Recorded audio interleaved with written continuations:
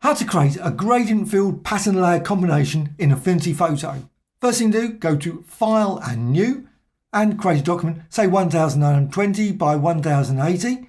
I'm using RGB/32. Create. Once you've done that, go to Layer and New Fill Layer. Now you have to fill it with a gradient, and that's the key thing. Simply just go over here to the gradient tool and simply fill it, or just go up here to Linear. There's an option here, linear, elliptical, etc. and select that. Now, personally, I prefer just to create it using the gradient tool by default. What you can do, you can also go up here, select swatches and just quickly add a swatch.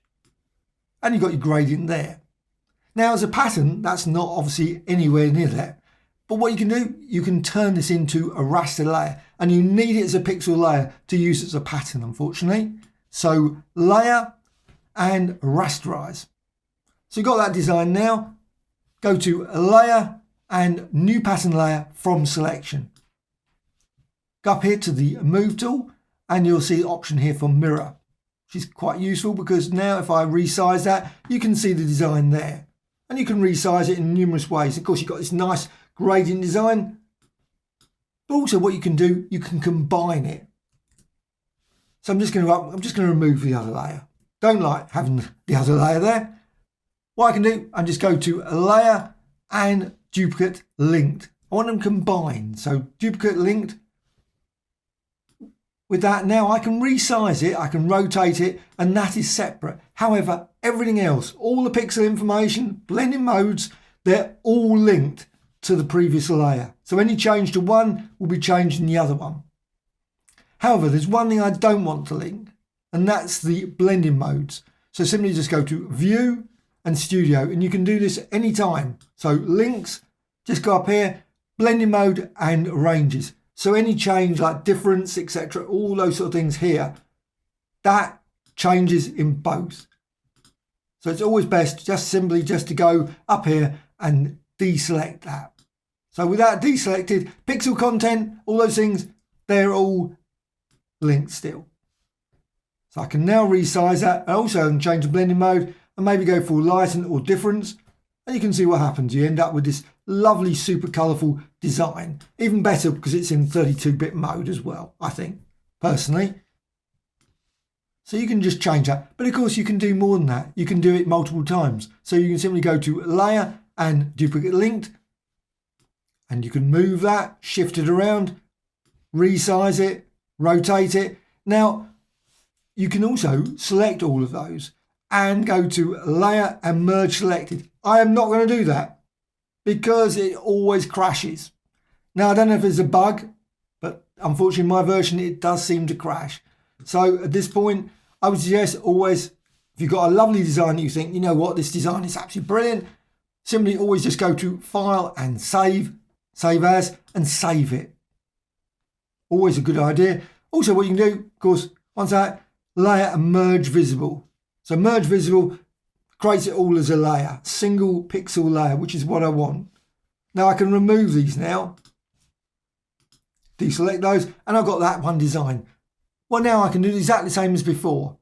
I can duplicate linked. Also, I can turn that, because it's a pixel layer, I can turn that into a pattern again. So New Pattern Layer from Selection by the Layer menu, resize that again, and again, I think personally, go up to Mirror. I don't like the seam there, so you can resize that, and you can see now you've got this lovely, colourful, super colourful gradient design, very quick and easy. What you can do, again, Layer and Duplicate Linked. And again, linked here.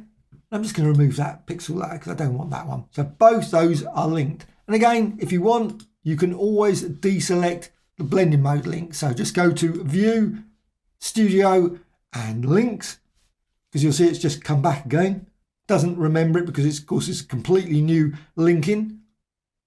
Deselect that one again. And now any change I make here will not be changed in the other one. And you can run through. Maybe you might think this time, you know what? I think difference when it gets to a certain point, it ends up looking a bit of a mess. So maybe lighten. And you can see what happens. You've got this effect. And again, you can still modify the underlying layer as well.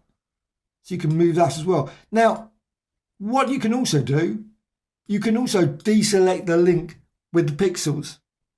Because at the moment, if I go now and apply one, say I go up here and apply blur, just go to filters and blur and Gaussian blur.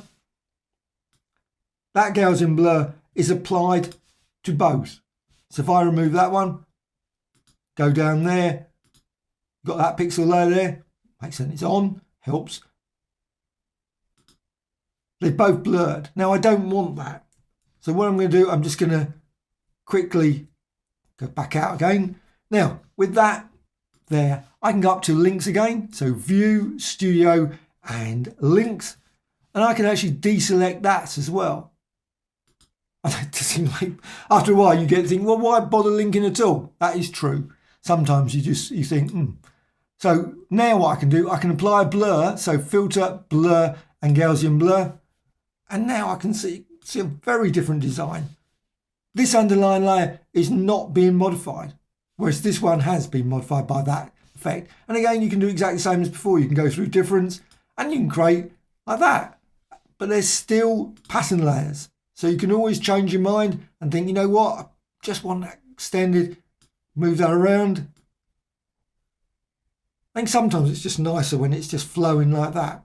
But also you've got options, of course, you can always share it as well. So you can create some very nice combinations that way. And of course, once you're happy with everything, you can always just simply go over to layer and you can merge visible all into one single pixel layer like that, and just deselect those ones if you don't want those selected there. And there's your end result design, which of course you can always then apply additional filters, maybe filter, my favorite, distort and deform, and just slightly create some nice deforms round, just go like that, and create some, or whatever. Or maybe just not go any further with it. Hope you found this of interest. A dislike or like, always appreciated. Thank you much.